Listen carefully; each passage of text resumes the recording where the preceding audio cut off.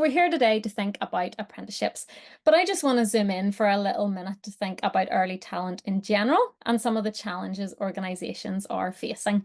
And you can see on the screen there the stark reality of the shrinking labour market. And I'm sure those here on the call who are responsible for recruitment maybe are feeling the effects of that while you search for talent in your organisations. But it's not just about finding people, it's about finding the right people, those people who have the experience, skills, and qualifications to do the job. An employer skills survey in 2022 identified that out of the percentage of employers that currently have vacancies, while that poll was being asked, 35% of those vacancies represented employers that were struggling to find candidates with the right experience, skills, and qualifications to do their jobs. 32% of employers want to hire apprentices. They recognise that this is a potential solution for that skills gap, but unfortunately, only 8% currently do. And that's one of the reasons why we're hosting today's webinar, because at Workplus, we want to empower organisations to consider hiring apprentices armed with the information that they need, but also offer our support along the way. And we help our member companies recruit apprentices. Twice a year, we run campaigns where we go out and do the marketing and funnel that apprenticeship audience to the Workplus site. And we're blown away by the appetite there is for apprenticeship positions. So our January campaign, we had over 720 applicants representing 70% of our post-primary schools in Northern Ireland. And that's because we've done the legwork going out to those post-primary schools and raising awareness of apprenticeship pathways and the Workplus website. So through that campaign in January, we had 42 job offers. This isn't a reflection on the quality of candidates, but it's a reflection on those 8% of employers that are offering apprenticeship roles. So obviously we would absolutely love to see more. We would love these applicants to be able to access great opportunities from new businesses seeking to hire apprentices. Very quickly then, just to cover the basics of apprenticeships, and maybe you're sitting there and you already know this, but just in case we have new employers here that would love to know just the basics of what's involved. So what is an apprenticeship? An apprenticeship is a job with training built in. An apprentice is considered an employee and is entitled to the exact same rights and contract as other employees. Typically, apprentices do off-their-job training once a week on day release. An apprentice must be contracted a minimum of 21 hours a week to qualify for the government paying the student fees. The government pays student fees now for all age apprenticeships unless you're in the public sector. If an apprentice is aged between 16 and 24, you avoid Class 1 national insurance. And a lot of businesses I'm talking to that are exploring this space ask me, what do I have to do? How do I prepare for hiring an apprentice? And really the main thing I advise them on is to have a mentor in place that is dedicated to that apprentice, bearing in mind that that could be this person's first ever job. So it's really important that that mentor is carefully chosen and willing to support that apprentice. So that's enough from me for a little bit. I'm going to talk now to Steve from Team VPay about his experience in hiring apprentices. So I'm just going to stop sharing my screen for a wee second. Welcome, Steve. Thank you so much for joining me. Thanks very much, Ruth. Steve, can you tell us a little bit about your business, the size of your team and what you do? Yeah, so we're a sports club management software provider called Team VPay, based out of Belfast. For us, our software stack is Ruby on Rails. Finding Ruby on Rails developers is really, really difficult.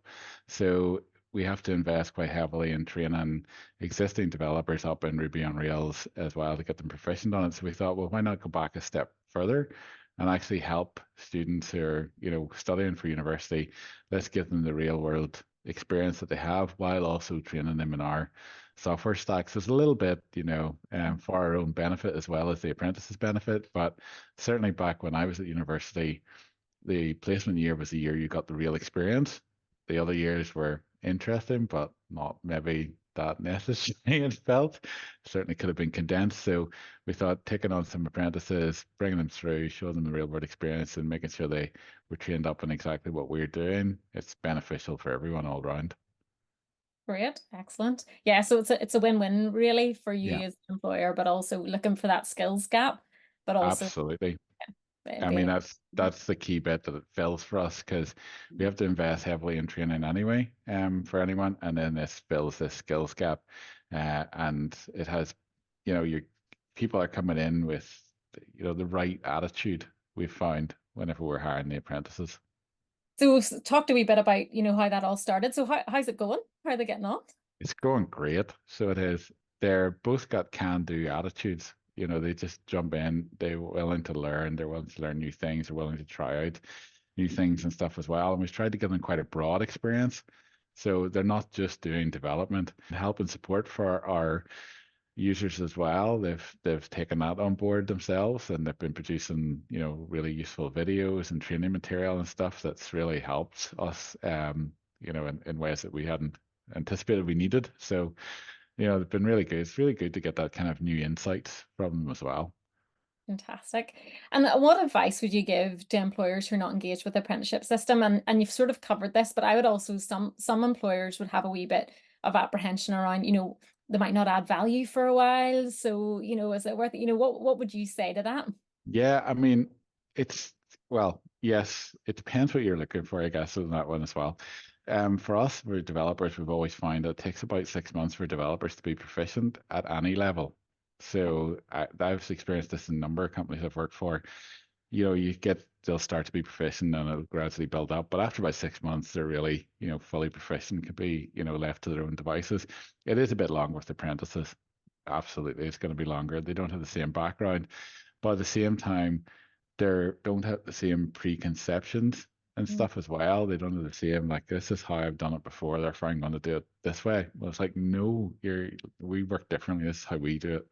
So that helps a good bit as well. So it does take a little longer, but they are proficient at things that you may not anticipate them to be proficient at because they're coming in with fresh eyes, fresh knowledge, and they can look at things quite differently. And I find that if you hire the right apprentices, their positive attitude as well really helps because Mhm. they're keen.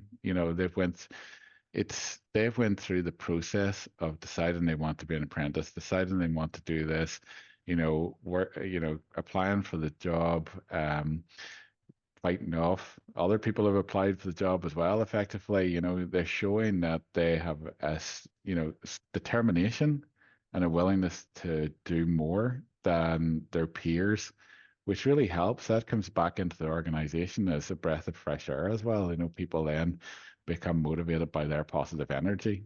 So yeah, I think that offsets a good bit around, the little bit extra it takes them to get up to speed. Excellent. Yeah, we've definitely got that feedback. There's a hunger and a willingness that you Hmm. just sometimes don't see with other Yeah, roles levels. particularly I did a lot of graduate recruitment in the past. And a lot of times with graduate recruitment, you get the feeling that somebody, particularly with software and IT, somebody did this because there was money at the end of it. And it's like, right, okay, but you're not really interested in doing it, and that's, we can teach people how to write software. That's not difficult. Can't teach you to be interested in doing it, Yeah, yeah. So that's what we look for in the apprentices as well. Steve, from an employer, how did being part of Workplus help with that recruitment side of things? Well, it's quite simple. We wouldn't have had apprentices without Workplus. At the size of our organization, we don't have the capacity to go and figure out what's an apprentice scheme, how do we put it together, how do we, work out this tri-party agreement with, Department of Finance, University. We have no knowledge about any of that kind of stuff. Where would we even go to look for candidates? We couldn't promote ourselves out to schools and stuff the same way. We just wouldn't have apprentices without Workplus. It's quite simple. So I think Workplus has been, kind of fundamental to us having apprentices. Great. That's brilliant. That's lovely, lovely to hear. Thank you so much. I'm going to chat to Cassie now, who is on the other side of things, the apprenticeship side of things. So Cassie, do you just want to introduce yourself and talk a little bit about the apprenticeship that you're currently doing? Yep, thanks, Ruth. Hi everyone, my name's Cassie MacArthur. I'm from Armagh. I am 20 years of age and I'm currently in my second year of the higher level apprenticeship in quantity surveying. So I work for NE Networks, and I do my uni degree at Ulster University in Belfast. So my current split, when I was still in uni, was 1 day a week released to Belfast to go to uni to do my degree, and the other 4 days I was working with NIE, so 2 days from home and 2 days in the office. My current role is I work in the program and performance department with NIE, so the contracts I work with are on the overhead lines, so all your telegraph poles, that's what I'm working on. So mainly we have 4 contractors. At present I'm actually managing one, so I've built up now about 2 years there in September. So at this stage, I've come quite far and I've learned a lot. So I'm at the point now where I can be pushed in and given the full responsibility. So Fantastic.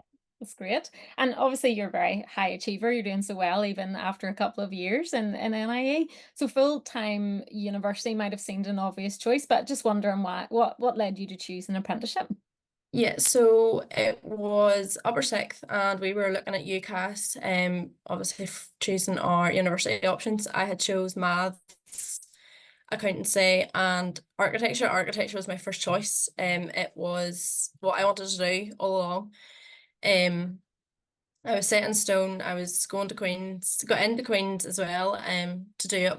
But just later on that summer, I kind of thought I need to see if architecture is definitely what I want to do, because it was a 7-year course, and to just dive in with no experience, it was a big thing. So over the summer between school and university, I worked in an apprenticeship or a architect's office 1 day a week just to get a feel for it, and I absolutely hated it. So I was so happy that I done that, because I knew, no, that is not for me, going to uni 7 years just to come out with no job, no experience, because I'm at uni full time. So from that I thought I need more options. So I then applied to Workplus. So Workplus was great in that sense, that it gave me so many opportunities. But from that I applied to quantity surveying. I actually loved the thought of quantity surveying because it's very mathsy, and that was something a skill I was very good at.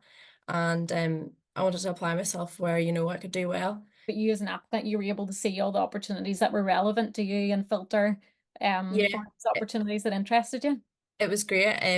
So you applied, so you apply for the job as such, and then after I'd done that, I had the list of employers, and then you can rank them. So if I seen an employer I hadn't even heard of, I'd have put it as first. Definitely want an interview with them.